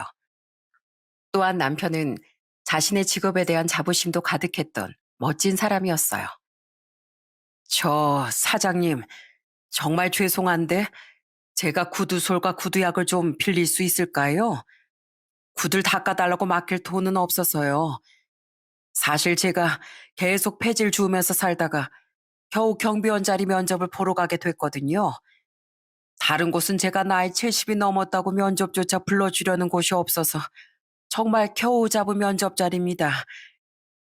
제가 자식도 없고 아픈 아내만 간병하면서 살고 있어서 꼭 면접에 붙어야 돼요. 그래서 하나 있는 구두라도 깨끗하게 닦아서 신고 가려고 합니다. 부탁드려요. 그런 중요한 일을 앞두고 절 찾아와 주셨다니 영광인데요. 손에 든 그 구두 닦으시려는 거죠? 주세요. 제가 무료로 닦고 낡은 부분 수선도 해드릴게요. 예? 아, 이걸 무료로요? 네. 이 일을 하면서 돈을 버는 것도 중요하지만 제가 가장 중요하게 여기는 건 자부심이에요. 제가 수선하고 닦아드린 구두가 손님들을 더 행복하고 좋은 곳으로 데려다 줄 수 있다는 그 자부심이요. 제 도움이 할아버님의 삶을 조금 더 나아지게 할 수 있다면 그것만으로도 전 충분한 값을 받는 거나 다름없어요. 그러니까 꼭 면접 붙으셔야 합니다. 전 한 번씩 주말에 남편의 구두방에 도시락을 싸들고 놀러 가곤 했어요. 그러다 보니 남편이 일하는 모습을 직접 볼 수 있었는데 남편은 손님 한 분 한 분을 정말 정성을 다해 대접하더군요. 남편은 고작 깨끗해진 신발 하나가 사람의 인생을 얼마나 놀랍게 바꿔놓을 수 있는지 아냐고 말하며 가끔은 어려운 분들을 위해 선뜻 무료로 구두를 수선하고 닦아드리기도 했죠. 깨끗한 구두는 가장 중요하고 근본적인 사람의 마음가짐을 달라지게 만드는 법이라면서요. 한 번은 너무 안타까워 보이는 할아버지를 돕던 남편의 모습을 직접 보기도 했는데 보는 저까지 마음이 너무 따뜻해지더라고요. 인간적으로 너무 존경스러운 남편을 놓치고 싶지 않아 우린 1년의 연애 후 곧장 결혼을 했습니다. 저희 언니들도 부모님도 됨됨이가 된 사람이었던 남편을 많이 좋아하고 환영해 주었죠. 그런데 제가 결혼하고부터 희한하게 형부들이 죽이 잘 맞기 시작하더군요. 그건 열이 받게도 제 남편을 화합의 매개체로 삼았기 때문이었어요. 임서방 자네, 아니 장인 장모님 뵈러 온 사람이 옷차림이 왜 그렇게 추레해? 죄송합니다, 큰형님. 제가 오늘 구두방 운영이 생각보다 늦게 끝나서 옷을 갈아입고 올 시간이 없었어요. 우린 편해 보이고 좋기만 한데 갑자기 왜 트집인가 있어봐. 그러지 말게. 그냥 밥 먹으러 온 건데 옷차림이 뭐가 중요해? 그래도 어른들 뵈러 오는 건데 옷차림은 단정해야죠, 장모님. 아무튼 다음부터 신경 써, 임서방. 근데 그 추레한 옷이 작업복이야? 하긴 각자 직업에 맞는 작업복이 있는 법이지. 나나 곽서방 같은 사람들은 품위 유지가 필요한 법이니까 뭐 좋은 옷을 입고 일한다지만 자넨 다를 테니까. 형님, 아니, 너무 그렇게 대놓고 우리랑 비교된다고 말하면 임서방이 상처받지 않겠습니까? 서로 네가 낫네, 내가 낫네를 시전하던 두 사람은 함께 제 남편을 무시하기 시작하더군요. 이제 보니 그들은 사회적 우월의식이 심한 사람들이었더라고요. 제 남편의 직업을 우습게 본 그들은 제 남편을 얕잡아 봤던 겁니다. 임서방, 자네 언제까지 그 초라한 구두방을 운영할 생각이야? 아이, 물론 직업엔 귀천이 없다지만 실제로 사람들 생각이 어디 그러겠어? 처제 체면을 생각해서라도 다른 일을 알아보는 게 어때? 아는 그래도 어느 정도 잘 나가는 회사에 다니고 있는데 남편이란 사람이 구두방을 운영한다고 하면 모양새가 좀 그렇잖아. 형님 말씀이 맞아, 임서방. 게다가 지금 임신 중인 처제가 곧 애 낳고 휴직하면 당장은 자네 벌이가 더 중요해질 텐데 애 생각도 해야 하지 않겠어? 우리가 같은 사이들로서 걱정이 돼서 그래. 우리가 그래도 자네보단 더 배우고 한결 높은 곳에 있는 사람들이잖아. 말씀이야 감사하지만 전 제 구두방이 초라하다고 생각지도 않습니다. 저희 아버지께서 물려주신 자랑스러운 직업이라고 생각해요. 또 집사람도 아이도 제 벌이로 충분히 책임질 수 있습니다. 자네도 자존심이 있다, 그거야? 그러게. 하긴 임서방도 남잔데 자네랑 나보다 직업은 못해도 자존심은 있겠지. 원래 없는 사람들일수록 자존심은 더 높다잖아. 아, 임서방, 내 말 기분 나쁘게 듣지 말게. 그냥 보편적으로 그렇다는 거야. 보편적으로. 아마 제 생각에 형부들은 같은 사위인 자신들끼리 경쟁의식이 있었던 것 같습니다. 그리고 자신들이 생각하기에 자신들보다 훨씬 아래인 것 같은 제 남편이 등장하니 무시하고 조롱하기에 아주 제격이라는 생각을 한 것 같더라고요. 때문에 서로 대신 제 남편을 무시하고 얕잡아 보기 시작하니 죽이 잘 맞기 시작했던 거죠. 왜 공통의 적이 생긴 사람들은 같은 편이 된다고들 하잖아요. 심지어 남편은 적당히 대꾸하며 화도 잘 내지 않더라고요. 대신 화가 났었던 건 늘 저였어요. 기분 나쁜 말을 했으면서 어떻게 기분이 안 나쁘게 들어요? 큰형부? 두 사람 다 그렇게 배운 분들이라면서 어떻게 하는 행동은 그렇게 교양이 없으세요? 지금 두 분 행동 딱 봐도 제 남편 무시해서 하는 행동이잖아요. 저는 제 남편이 얼마를 벌든 어떤 직업을 가지고 있든 신경 쓰지도 않고 뱃속 우리 아이도 아주 잘 키워낼 테니까 신경 끄세요. 그래. 아유, 당신 제발 그만 좀 해. 제부도 그만하고 직업 좀 좋은 게 뭐가 그리 대수라고 사람을 무시 못해서 한다리야. 언니 말이 맞아. 아유, 오죽했으면 어른 되고 성질이 많이 수그러졌던 막내가 지 형부들한테 저렇게 언성을 높이겠어. 전엔 형부랑 둘이 그렇게 헐뜯어대더니 이젠 타겟이 제부로 바뀐 거야? 누가 좀 잘났으면 어떻고 못났으면 어때? 보는 내가 다 창피하니까 그만 좀 해. 제부, 정말 미안해. 우리가 대신 이렇게 사과할게. 그런 절 거들어 언니들 또한 형부들을 말리고 화를 냈습니다. 워낙 언성을 높이는 일이 없으셨던 저희 부모님까지 형부들을 나무라시자 형부들은 무안해진 표정으로 입을 삐죽거렸죠. 하지만 그것도 잠시였을 뿐 형부들은 다음에 만나면 여전히 남편을 무시했어요. 임서방, 그 바지 브랜드 바지 아니야? 우리한테 껌값인 브랜드라지만 남의 구두 닦는 사람이 그런 비싼 옷을 안 어울리게 뭐하러 샀어? 아, 형님, 아이 딱 봐도 우리 절반도 못 볼 것 같은 임서방이 제값 주고 사 입었겠어요? 뭐 처제가 사줬거나 중고로 사 입은 거겠죠. 임서방, 자네도 내심 우리랑 자네가 비교됐었지? 그래서 뱁새가 황새 따라가고 싶어 하듯 그런 걸 사 입은 거지?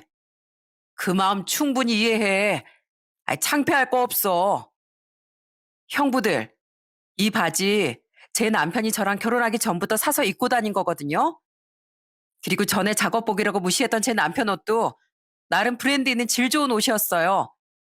제 남편은 조금만 질리면 버리고 새 옷 사 입는 형부들과 다르게 처음부터 적당히 좋은 옷 사서 오래오래 해져도 기워 입는 검소한 사람이에요.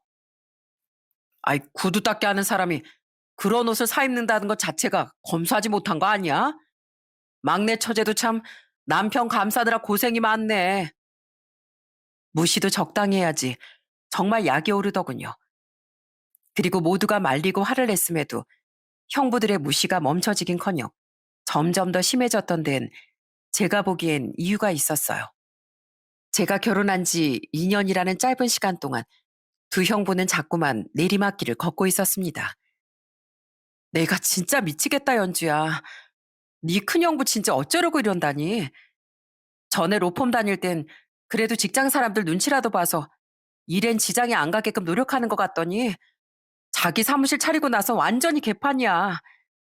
그 양반 의뢰인들 재판 준비 제대로 하지도 않고 맨날 술만 퍼마시고 다녀. 심지어 재판에 술도 덜 깬 채로 갔던 게 한두 번이 아니야. 그랬으니 재판이 잘 될 리가 있겠니? 맞는 사건마다 패소, 패소, 또 패소야. 아, 이젠 사건 맡기겠다는 의뢰인도 거의 없어서 월에 200도 못 벌어오는 달이 태반이야. 큰언닌 변호사 사무실을 차린 후 술로 인해 연이은 패소 행진이었던 큰형부 때문에 미치고 팔짝들 지경이라며 울분을 토했어요. 물론 물어는 안 받지만 눈치를 보니 큰언니 내웬 하루가 멀다 하고 다투고 있는 모양이더군요. 또 작은 형부는 언젠가부터 주식에 빠졌었다더군요. 도박만큼 무서운 게 주식이라더니 내가 진짜 미치겠다. 그 전에 조금씩 소액으로 투자하던 건 내가 아무 말 안 했었거든. 근데 이 인간이 조금씩 금액을 불리더니 그 돈을 전부 날려버렸더라고. 물론 사전에 반대하지 않은 내 잘못도 있으니까 그냥 넘어갔다만 아휴, 그 인간이 자꾸만 이번에 만회할 수 있다고 또 주식에 군침을 흘려.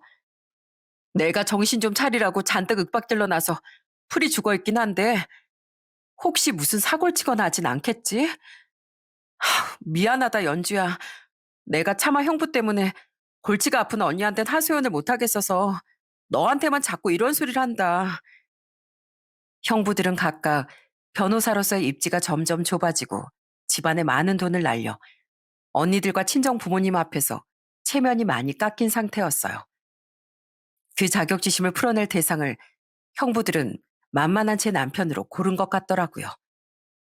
겉만 번지르르 했지 속은 정말이지 텅 빈 사람들이었죠. 형부들은 자신들이 못나지자 상대적으로 조금이라도 우월감을 느끼고 싶어 제 남편을 더 심하게 무시했던 거예요. 그리고 제가 결혼한 지 2년이 지났던 어느 날 도가 지나친 형부들의 무시에 제가 빵 터져버리는 사건이 일어나고 말았습니다. 자네들 오늘은 웬일로 이렇게 둘 다 조용한가? 무슨 일이 있어? 있긴요, 장모님. 그냥 저희도 이렇게 조용한 날도 있는 거죠. 그날 우린 오랜만에 친정 부모님과 다 같이 식사를 하기 위해 친정으로 모였었어요. 그런데 왜인지 두 형부가 둘 다 평소보다 말도 없고 조용하더군요. 언니들도 평소보다 표정이 굳어 보였었고요. 의아하게 여긴 저희 엄마가 이유를 물으셔도 형부들은 아무것도 아니라며 어깨만 으쓱거렸죠. 그러거나 말거나 형부들이 싫었던 전 얼른 밥만 먹고 남편과 둘이 지났던 아들과 함께 집으로 돌아가려고 했습니다.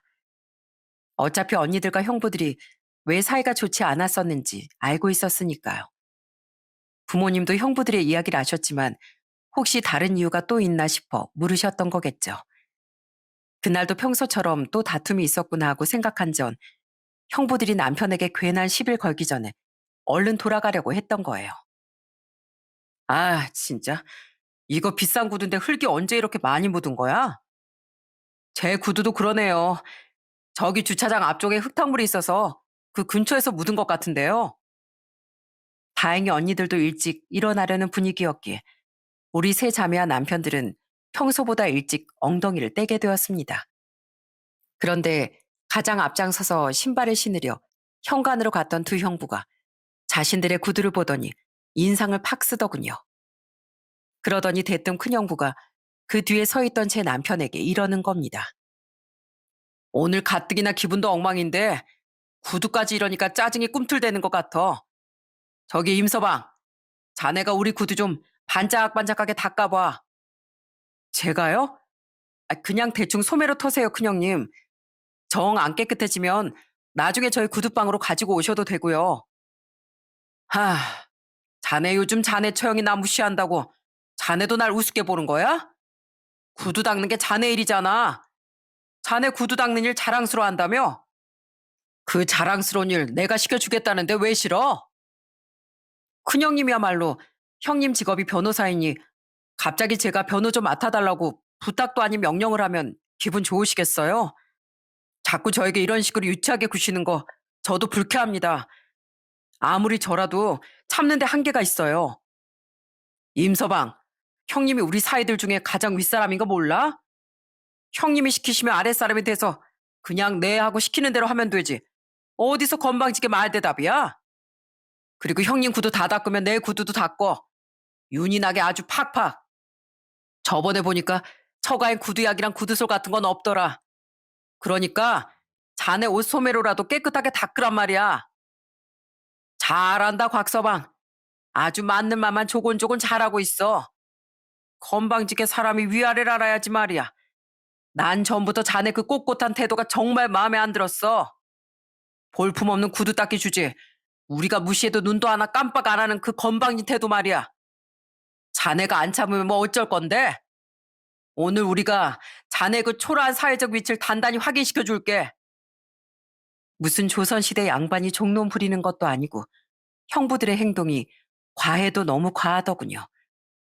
그 와중에 그동안 적당히 참고 대꾸만 하던 남편도 쌓인 게 많았는지 평소와 다르게 불쾌한 티를 팍팍 드러내더라고요.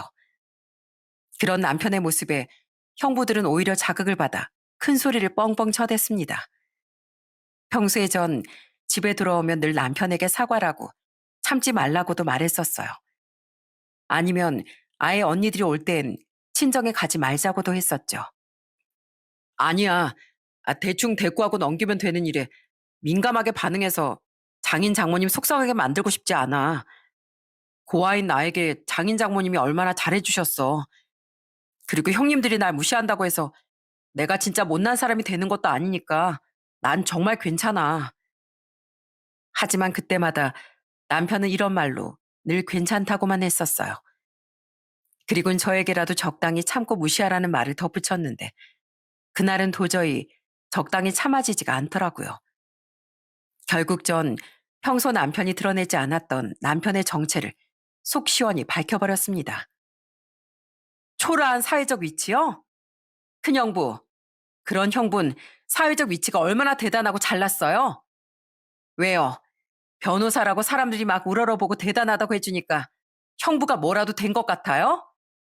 맨날 술 먹고 패소만 하는 변호사라고 소문나서 월에 200도 못 버는 사람을 대체 누가 대단하다고 해주는데요?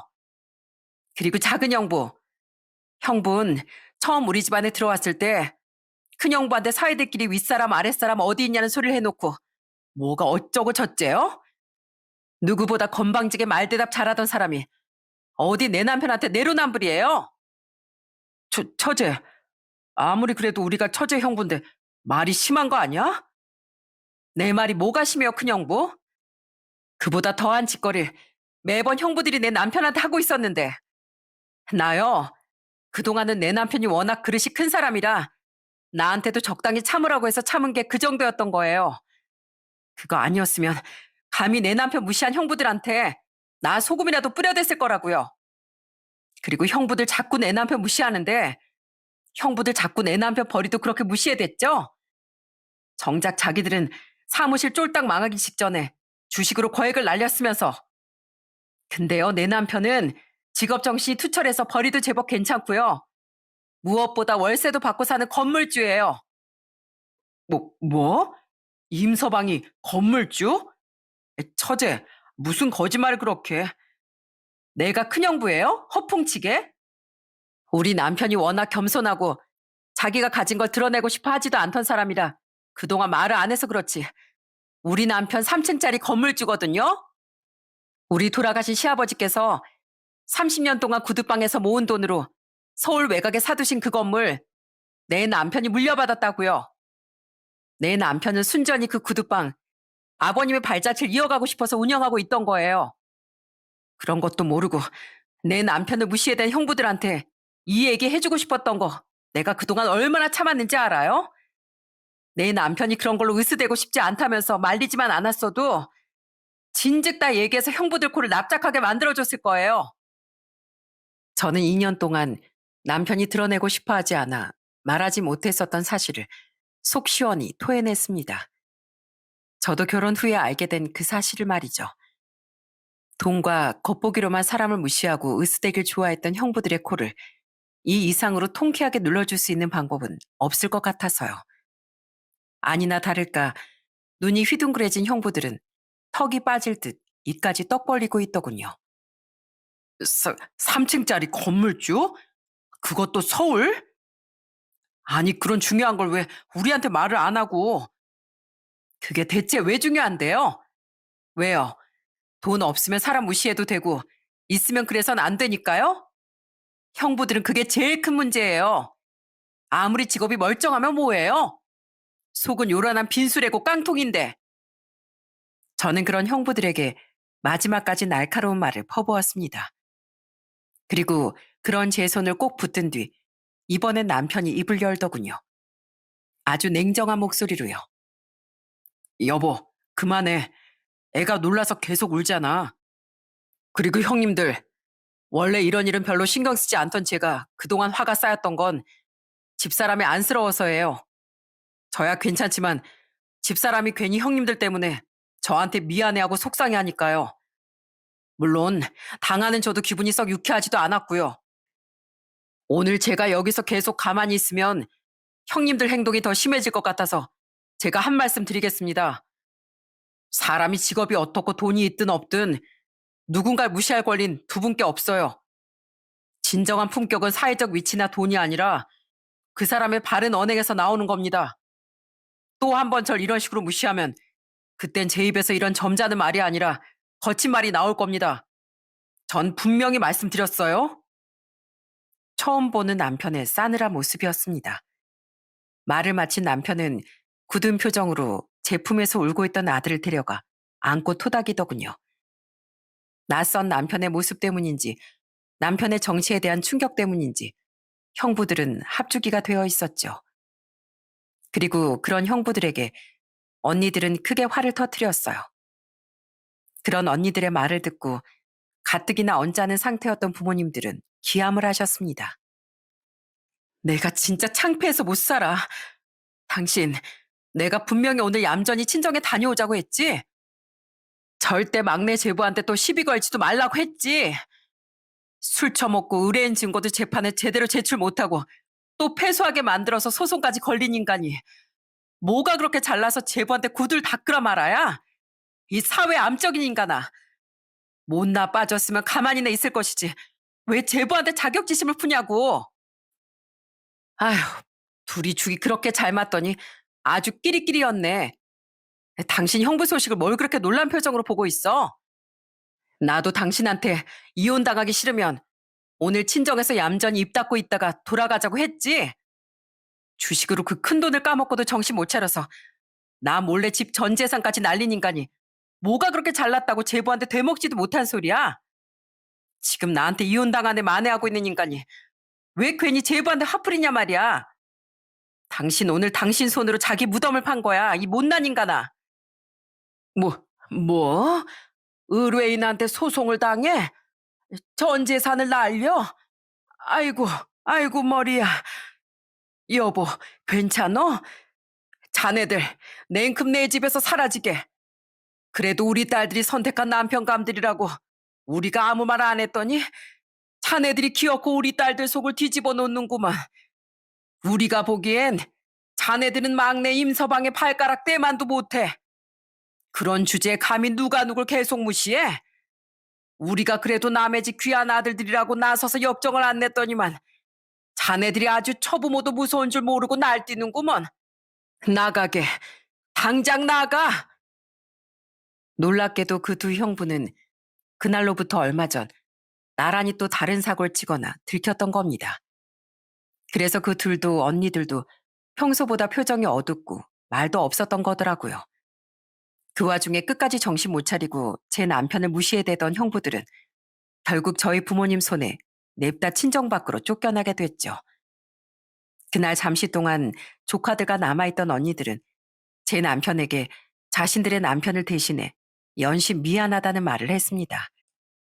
저희 부모님도 집안 어른이 돼서 진즉 질서를 바로잡아 주지 못해 미안하다며 제 남편의 손을 잡고 사과를 해주셨어요. 사실 당신한테 제일 미안한 건 나야. 당신이 말렸어도 내가 더 일찍 나서서 형부들 입을 꿰매버렸어야 했어. 정말 미안해, 여보. 괜찮다니까. 그리고 당신도 처형들도 장인 장모님도 다 내 편이셨다는 거 나 잘 알고 있어. 난 그 사실 하나면 충분해. 그릇이 남달랐던 남편은 오히려 제가 사과를 하면 자신이 가슴 아프다며 저를 꼭 안아주더라고요.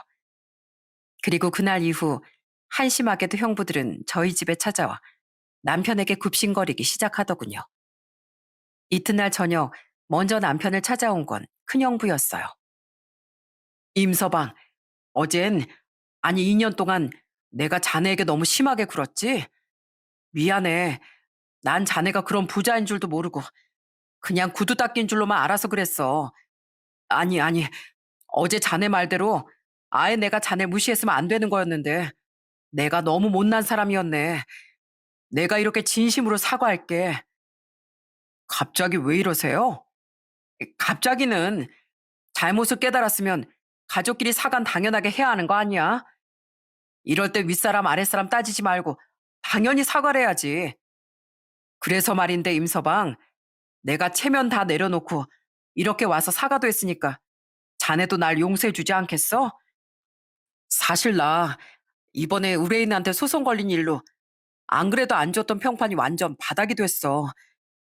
다행히 패소 원인이 나보단 의뢰인의 증거 부족이 더 커서 소송에서 질 것 같진 않은데 변호사 신용이 생명이잖아. 그래서요? 그래서 내가 이번에 사무실을 빼고 다른 건물로 사무실을 좀 옮기려고 해. 새 출발하는 마음으로 말이야. 근데 자네도 알다시피 내가 요즘 벌이가 형편없잖아. 그래서 말인데 자네 건물에 빈자리 있으면 나한테 무상으로, 아니, 월세 반값으로라도 세를 좀 주면 안 되겠나? 우린 가족이잖아. 제발 이렇게 부탁할게. 그동안 남편을 제일 많이 무시했던 큰형분, 뻔뻔하게도 남편에게 허울뿐인 사과를 하더군요. 그리고 냅다 본론을 꺼내들더라고요.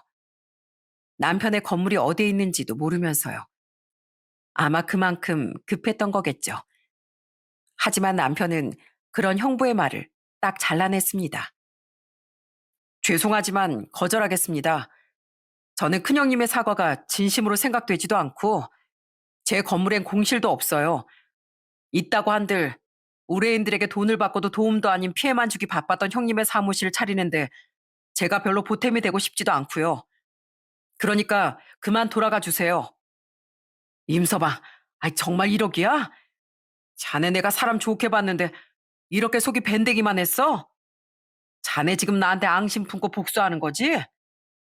그만하세요, 큰형부. 제 남편이 맞는 말만 했는데 왜 억지를 써요?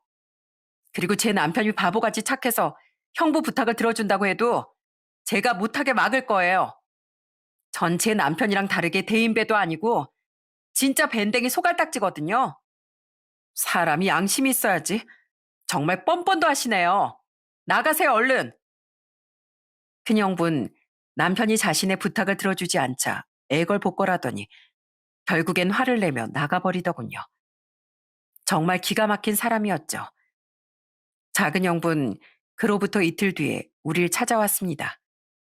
그리곤 큰형부처럼 남편에게 그동안 미안했다고 사과하더니 냅다 돈을 빌려달라고 하지 않겠어요? 임서방, 내가 그동안 자네한테 잘못한 거 다 인정하고 사과할게. 정말 미안해. 내가 사실 아직 집사람한테 안 들킨 게 있는데 나 가지고 있던 돈만 날린 거 아니야. 나 사실 내 명의던 우리 집을 담보로 대출까지 받았었어. 나 그거까지 들키면 진짜 이혼당해. 나 퇴직금도 미리 끌어다 썼단 말이야. 제발 부탁하네. 어? 내가 비록 성격은 좀 못됐어도 집사람을 사랑하는 마음만큼은 진심인 거 알잖아. 나 정말 집요하게 쫓아다녀서 겨우 우리 집사람이랑 결혼한 거란 말이야. 이건 처제도 잘 아는 사실이라고. 그날 작은 형분, 숨겼던 대출비까지 들키면 정말 빼도 박도 못하고 이혼당할 거라며 울기까지 했습니다. 아마 작은 형부는 남편이 건물주라는 사실을 알고 남편에게 많은 돈이 있을 거라고 생각해 고민 끝에 찾아온 것 같았어요. 하지만 이번엔 남편이 무슨 대답을 하기도 전에 제가 형부를 냉큼 쫓아내버렸죠. 큰 형부나 작은 형부나 참 염치도 없네요. 아무리 손 벌릴 곳이 없었어도 조금이라도 염치가 있다면 제 남편을 찾아오지 말았어야 하는 거 아닌가요? 그리고 형부가 이혼당한다고 한들 그건 돈이 아니라 언니와의 신뢰를 저버렸기 때문이에요. 그러니까 여기 와서 이러지 말고 좀 나가라고요. 진짜 형부들 때문에 제가 남편한테 미안해서 환장하겠다고요. 저는 기어코 작은 형부를 집에서 쫓아냈습니다. 얼마 뒤 결국 작은 형부는 언니에게 대출 사실까지 들켜 작은 언니네 집은 한바탕 뒤집어졌죠. 그리고 그때 남편은 작은 언니를 찾아가 기어코 돈을 빌려줬어요. 언닌 자신이 짊어져야 할 업보라며 끝까지 거절하려고 했지만 남편은 이런 말을 하며 언니에게 끝내 돈을 빌려줬다고 해요. 대출을 이자에 허덕이며 사는 거야 어른들은 감당할 수 있겠지만 아직 어린 조카들은 불쌍하잖아요. 작은 처형. 한창 잘 먹고 잘 자랄 나이인데 돈 때문에 아이들이 힘들어지는 일은 없었으면 좋겠어요. 저한테 빌리면 적어도 대출 이자 때문에 힘들어지는 일은 없을 거잖아요. 그때 남편은 형부가 아니라 언니와 조카들을 보고 기꺼이 돈을 빌려줬던 겁니다. 언니도 언니지만 남편의 넓은 마음이 너무 고마워 저까지 눈물이 나더라고요. 작은 언니가 말은 안 했어도 얼마나 힘들어진 상황인지 잘 알고 있었으니까요. 그리고 그 뒤 겉만 세 보이지 속은 여렸던 작은 언닌 결국 작은 형부를 용서해줬어요. 대신 두 번 다신 사고 치지 않겠다는 각서를 쓰고 유일하게 남은 재산인 살던 경기도의 아파트 명의 또한 언니 앞으로 돌려놓는 조건으로요. 뒤늦게 그 사실들을 알게 된 우리 시부모님하고 시누이들이 찾아와서 나한테 진심으로 사과를 해줬어. 시댁 식구들은 가난하긴 해도 정말 좋은 사람들이거든. 그리고 이거라도 보태라고 나한테 시부모님이 1,000만 원을 어디서 마련해서 가져다 주기까지 하셨더라. 그런 시대 식구들하고 마지막으로 기회 달라는 그 인간 눈물을 봐서 내가 딱 한 번만 져주기로 한 거야. 반면 이혼을 당한 건 큰형부였습니다. 큰언닌 더 이상 남에게 도움이 아니라 이기적이게 굴며 피해만 끼치는 인간과 더는 못 살겠다고 이혼 선언을 했다더라고요. 그동안은 조카를 생각해서 참고 또 참았었는데 큰형부는 개선의 여지가 없다면서요. 차라리 돈을 까먹었으면 다시 벌면 되지만 남의 인생을 하찮게 아는 사람은 더 이상 난 고쳤을 자신이 없어. 이렇게 말하며 쓴 한숨을 내뱉던 큰언니에게 부모님은 속상한 위로를 건네셨습니다. 그렇게 저희 집안의 사이는 셋에서 둘이 됐고 여전히 프리랜서로 일하고 있는 큰언니는 부모님 집에 들어가서 조카와 잘 살고 있어요. 큰형부는 아직 사무실이 망하진 않은 모양인데 없는 벌이에 조카 양육비를 보내며 지금은 혼자 쓸쓸히 지내고 있다고 했죠. 또한 작은 형부는 지금 제 남편에게뿐 아니라 친정에서 전혀 길을 못 펴고 지내고 있습니다. 임서방, 혹시 나 자네 구두방 가서 일이라도 좀 배우면 안 될까? 주말에 투잡이라도 뛰게. 내가 운전은 워낙 못해서 대리운전은 엄두도 안 나서 그래. 집사람이 자네한테 언제 돈 갚을 거냐면서 투잡비라고 구박이 보통이 아니야. 죄송해요. 저희 구두방이 보조가 필요한 정도의 매출은 아니라서요. 한편이던 큰형부가 없어진 데다 재발이 저렸던 작은 형부는 지레 겁을 먹고 저희 부모님의 눈치를 보는 중입니다. 기꺼이 돈을 빌려준 제 남편과 자신에게 불같이 화를 냈던 저도 많이 어려워하고 있죠. 그 와중에 언닌 형부를 용서해주긴 했지만 아직 가슴속에 응어리 남아있는지 형부를 종종 구박하는 모양이더군요.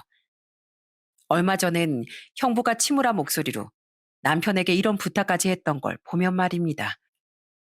이렇게 남편을 그렇게 무시했던 두 형부는 정반대의 처지로 살아가고 있어요. 작은 언닌 여전히 남편에게 고마워하며 다달이 돈을 갚아나가고 있죠. 언니의 시부모님이 주셨다던 1,000만 원은 받은 즉시 제 남편에게 돈을 갚은 상태고요. 부디 가정을 지키려는 언니의 노력을 위해서라도 작은 형부가 두 번 다시 주식에 손대지 않고 정신 똑바로 박힌 사람이 됐으면 하는 바람입니다. 앞으로 전 제 친정 식구들 때문에 긴 곤혹을 치렀음에도 불구하고 여전히 저와 아이들뿐 아니라 친정 부모님과 언니들도 소중히 여겨주고 있는 제 남편에게 평생 고마운 마음으로 살아가려고 해요. 세상엔 사람을 감히 평가해 볼 수 있는 많은 기준이 있습니다. 인성, 노력의 척도, 재능, 사회적 명예, 성공, 재물 등등 말입니다. 그리고 그것들 중 가장 기본이자 우선이 돼야 하는 건 단연코 인성이라고 생각해요. 인성은 인간의 본질을 의미하는 단어인 만큼 내 본질부터 선하게 갈고 닦지 않는다면 이후에 따르는 것들은 그 빛과 의미가 퇴색될 테니까요. 물론 성공과 재물도 중요하지만 그것들을 뒷받침해 줄 수 있는 인성이 가장 우선이라는 말을 이 글을 통해 남기고 싶습니다. 이제 1년 중 마지막 달인 12월이 코앞이네요. 모두 남은 한 해를 의미 있게 마무리하시길 바라며 전 이만 여기서 인사드릴게요. 감사합니다.